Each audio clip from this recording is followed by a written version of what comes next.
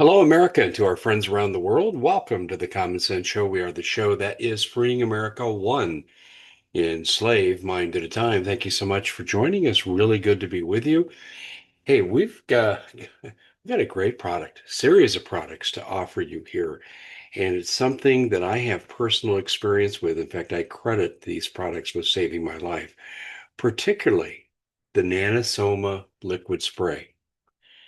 This is a product that turned things around when I had strep lung linings from RSV, and doctors said there's no hope, Dave. They're not coming back at your age.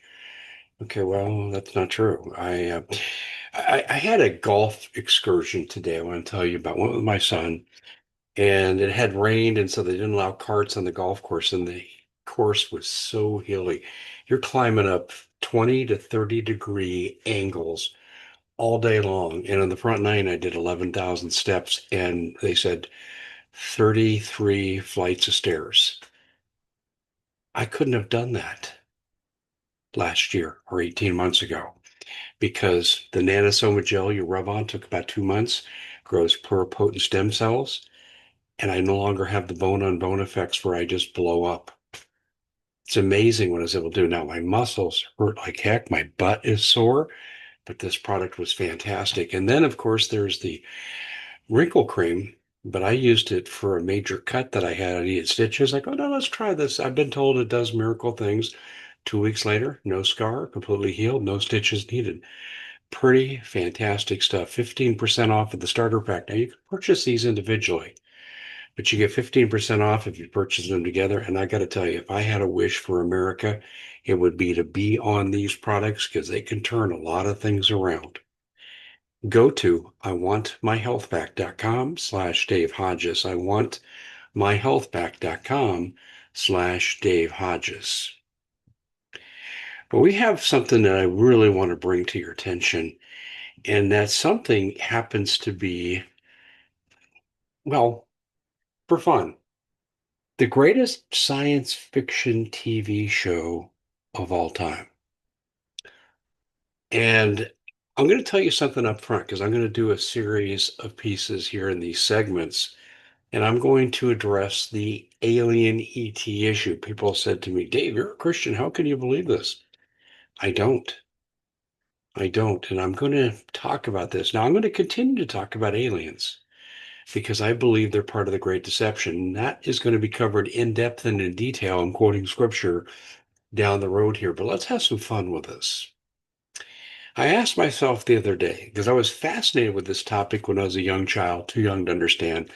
I couldn't get enough of science fiction. I remember watching replays of the Forbidden Planet. Oh, I love that show. I watched it probably 3 or 4 times.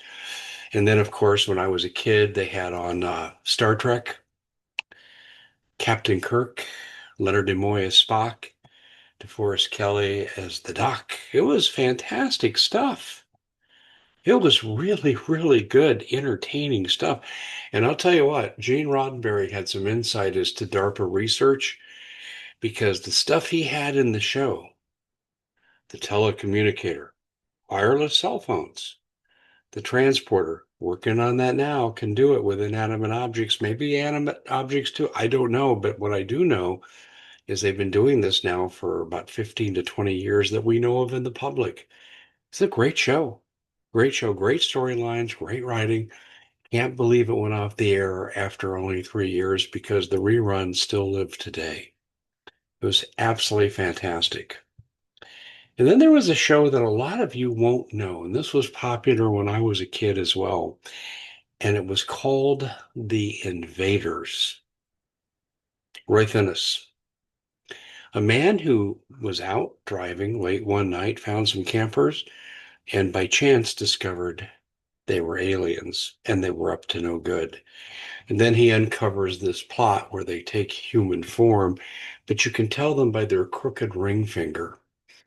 And they had a device that would cause a cerebral hemorrhage that they placed on the back of the neck, and the people would die of natural causes. And they eliminated their enemies, and they started to infiltrate American society. Now, we only saw this from the American perspective. In reality, it would have been worldwide if it was a real event. And Roy Finnis goes from episode to episode, gathering evidence, fighting the fight, and convincing people as to what's going on. It was a good show. It was a very good show. People say, was that the best? I'm not sure. I'm not sure. Then there's the epic Twilight Zone. And I have watched every episode of the Twilight Zone. It used to be on when I was in college as reruns. And I'd come back and I'd from my classes, and I had a little time between that and practice and training table and all that stuff. But I'd have a little time here to relax, and it was a half hour long every day, a rerun on Channel 2 in Denver, and I watched it every single episode. And it was fantastic stuff. The storylines were incredible. Some of the best writing I have ever seen. Rod Serling was an absolute genius, but he was the master at juxtaposition. I remember they were doing a plastic surgery operation on someone who was supposed to have been hideously ugly. But you can't really see a lot, but the surgeon's hands, the face of the subject is covered, and then it's over. The person they're operating on trying to change was beautiful, could have been a model. She was an actress. And then the people operating on her were hideously ugly. Beauty's in the eye of the beholder. My other favorite episode, there were actually two of them. One was where Roddy McDowall, he and a fellow astronaut traveled to Mars. His friend was killed in the crash. And the Martians found him and put him into a home and treated him well until one day he couldn't get out of the house. And then the walls peeled back and he's in a cage. Martians are staring at him, and it said, Man, Earth. He was in a zoo. Boy, was that shocking. And then the other one. And the one that really comes to mind because today the congressional hearings on UFOs and all that good stuff, I just, it's absolutely fantastic. The show was called To Serve Man. And it was the Canaanites that came to Earth and they gave great wonders to the world. I'll be talking about the Great Deception later on from Revelations 13, but I'll also bridge a little bit into Thessalonians 2 and Matthew 23:24. And this was the Great Deception. And they had a book entitled To Serve Man. What man did not know until it was almost too late, To Serve Man was a cookbook. We were the main dish for the 8 foot tall Canaanites. That freaked me out. And I watched that as a child. And I remember my parents were gone on a Monday night to some military event, and I'm hiding under the bed when they get home. Yeah, I was probably 6 or 7 years old. Yeah, you could leave your kids alone in those days with the house unlocked. We were just talking about that the other day. But anyway, that was fantastic. There was one other show, and it was an old version and a 90s version, a 60s version and a 90s version. I don't remember a lot about the 60s version. I was pretty young when this first came out, but it was the best manipulation of high-tech TV for an intro I've ever seen as a child. We control the vertical. We control the horizontal. Yes, I'm talking about the outer limits. And there were some really, really thought-provoking shows. There was one, though, that I'll never forget. And I recently saw it on a rerun. Actually, I think I saw it on a YouTube rerun. But Chinese developed the ability to inject somebody with something, and you could change the appearance to be a famous public figure. And they were attempting to take over key government positions, including the presidency. And just in the nick of time, they were caught. Boy, was that prophetic. The Chinese infiltrating American government. Yeah, tell that to Mark Kelly. That was a fantastic show, but the new version was really good. And there was an episode in there that didn't didn't really strike me the way it does today when I look back on it. And remember, when Obama came into office and he met with resistance on AI research, he ignored it. When Biden came into office, he was hit with a petition from 10,000 scientists say, if we don't get a control on this, this is going to be sentient, and pretty soon they're not going to have time for us. This could be very dangerous for humanity. 10,000 scientists. Well, Biden didn't even know, probably didn't even read it, probably didn't know it existed, and his people ignored it. But there was an episode in the newer version of The Outer Limits where humans were fighting a war against AI. It would be a no contest. Trust me. AI would win. And it does remind me of the book of Revelation, where it says that if Jesus didn't return for the second time, there would be no flesh left alive. I look back on that episode from the newest version, part two of The Outer Limits in the 1990s, and I say, wow, was that good? Was that prophetic? Was that really ahead of its time? But I don't think anything replaces what Rod Serling did.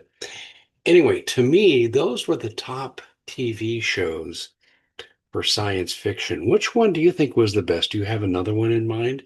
Well, drop me a comment. Let me know what you think. And we might do a deep dive on that as well. I'm going to come back here. We're going to talk about movies that got my attention along the same lines. Now, this is leading to something I'm warning it's coming to the quote, great deception. But I thought we'd have fun walking down memory lane. And to those of you who are under 45, actually under 50, I would say this to you. You probably have a lot of experience with these shows because they're still out there. In fact, actually, I was looking to watch the Broncos play the Jets in London. I wasn't sure where it was on. I just knew it was 6:30 in the morning, my time on a Sunday.